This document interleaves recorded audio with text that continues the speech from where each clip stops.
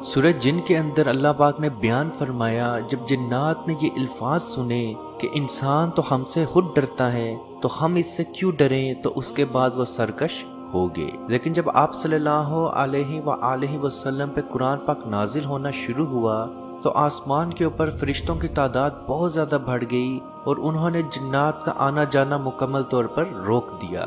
جنات اسی سرکشی میں جمع ہوئے اور کہنے لگے، یا تو دنیا میں کچھ اچھا ہونے والا ہے یا کچھ بہت برا ہونے والا ہے، تو زمین میں پھیل جاؤ اور پتہ لگاؤ۔ تو اسی دوران جنات کا ایک قافلہ آپ صلی اللہ علیہ وآلہ وسلم کے قریب سے گزر رہا تھا کہ آپ قرآن کی تلاوت کر رہے تھے۔ اس بات کا واقعہ بھی سورہ جن کے اندر اللہ پاک نے یوں بیان کیا، اے محمد صلی اللہ علیہ وآلہ وسلم، آپ کہہ دیجئے کہ مجھے وحی ہوئی کہ جنوں کی ایک جماعت نے قرآن سنا اور کہا ہم نے ایک عجیب قرآن سنا۔ یہ پہلا موقع تھا جب جنات نے قرآن سننا شروع کیا، اور جنات نے ایک دوسرے کو پکار کر کہا کہ خاموش ہو جاؤ اور سنو۔ اور جب آپ صلی اللہ علیہ وآلہ وسلم نے اپنی تلاوت مکمل کر لی تو جنات دوبارہ اپنے گروہوں کے پاس واپس گئے اور کہنے لگے کہ ہم نے ایک عجیب قرآن سنا جو ہدایت کی طرف بلاتا ہے اور برائی سے روکتا ہے، بس ہم اس پر ایمان لے آئے۔ جہاں تک جنات کی پہچان کی بات ہے کہ کسی شخص کے اوپر جنات کا اثر ہے تو اس کی کیا پہچان ہے،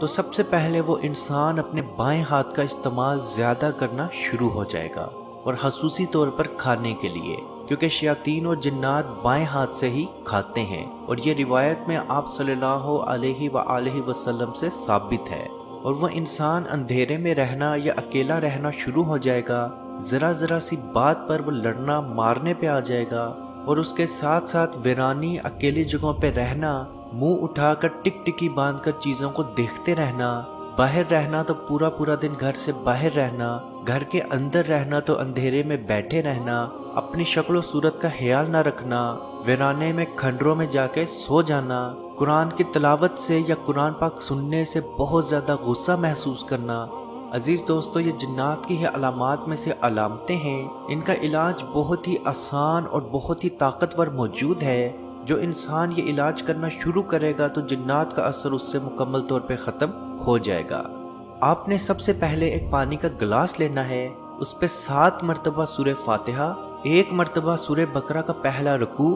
7 مرتبہ آیت الکرسی، 1 مرتبہ سورہ بقرہ کی آخری 2 آیات، 1 مرتبہ سورہ جن کا پہلا رکوع، اور 7 مرتبہ سورہ فلق اور سورہ ناس۔ اس پانی کے گلاس پہ دم کر دینا ہے، اور یاد رکھیں یہ پانی کا استعمال اس نے 7 دن تک ضرور کرنا ہے، یعنی کہ جب بھی وہ پانی پیے یا کھانا کھائے یا کچھ بھی کرے، وہ پانی کا استعمال کے لیے اسی پانی کا استعمال ضرور کرے۔ اس کے ساتھ ساتھ اس پہ سورہ فاتحہ کا دم کرتے رہیں، کیونکہ سورہ فاتحہ سے یہ چیز صاف ثابت ہے کہ جس شخص کے اوپر سورہ فاتحہ کا دم کیا جاتا ہے اس کے اوپر سے جنات کا اثر مکمل طور پہ ختم ہو جاتا ہے۔ اس کے علاوہ جو عامل جنات کا علاج کرتے ہیں ان کا کہنا ہے کہ جس شخص کے پاس مسواک موجود ہو، یعنی کہ مسواک اگر آپ کے پاس موجود ہے تو آپ کے اوپر جنات کا اثر نہیں ہوگا۔ یہ ان تمام عامل لوگوں کا کہنا ہے جو جنات کا علاج کرتے ہیں یا کرتے رہے ہیں، کہ اگر کوئی جنگل جنات سے بھرا ہو اور اگر ایک انسان کے پاس مسواک موجود ہے اور وہ اس نیت سے یہ مسواک اپنے پاس رکھے کہ یہ سنت نبوی ہے، تو جنات اس پہ اثر نہیں رکھ سکتے۔ اور اگر کسی انسان پہ جنات کا اثر موجود ہے، اس شخص کو مسواک کرنا اور مسواک اس کے پاس رکھوانا شروع کر دیں تو اس کا جنات کا اثر مکمل طور پہ ختم ہونا شروع ہو جاتا ہے۔ عزیز دوستو، یہ 2 عمل آپ ضرور کر کے دیکھیں، انشاءاللہ جس شخص کے اوپر بھی جنات کا اثر موجود ہوگا وہ مکمل طور پہ ختم ہو جائے گا۔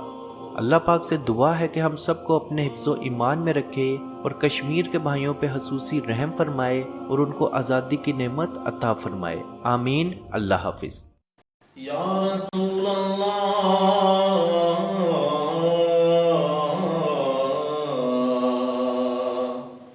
انظر حالنا،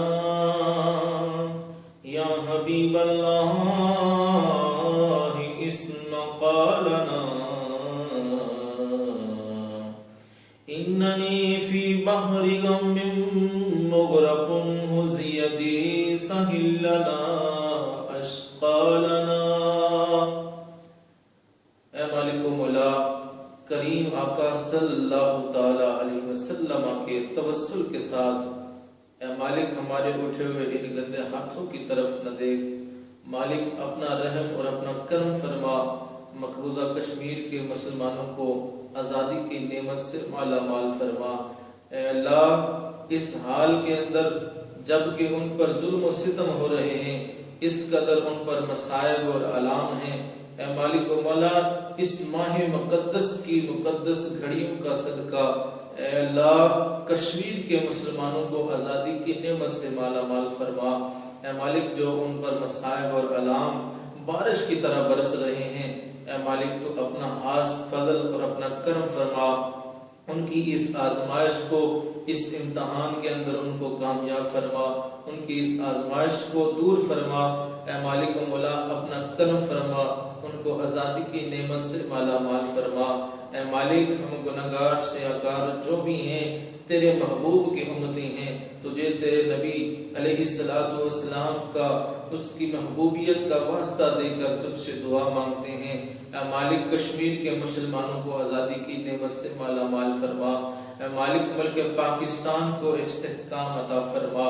ملک پاکستان کی سرحدوں کی خیر فرما، ملک پاکستان کی سرحدوں پر پہرا دینے والے نوجوانوں کو الہ العالمین ہمت اور حوصلہ عطا فرما۔ ملک پاکستان اور دنیا کے اندر اسلامی مملکت کے جتنے بھی حکمران ہیں، اے مالک ان کو شرم و حیا عطا فرما۔ اے مالک ان کو کفار کی آنکھوں میں آنکھیں ڈال کر بات کرنے کا حوصلہ اور ہمت عطا فرما۔ اے مالک و مولا اسلامی ملکوں کو اکٹھے ہو کر اے مالک و مولا کشمیر کی سلامتی کے لیے، حق خدرادیت کے لیے آواز اٹھانے کی توفیق عطا فرما۔ اللہم ربنا تقبل منا انک انت السمیع العلیم وتب علینا یا مولانا انک انت التواب الرحیم۔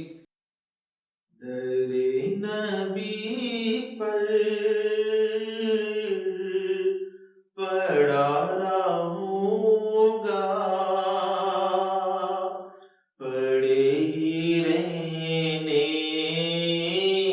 سے کام ہوگا، کبھی تو قسمتی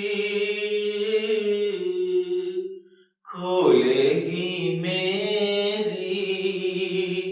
کبھی تو میرا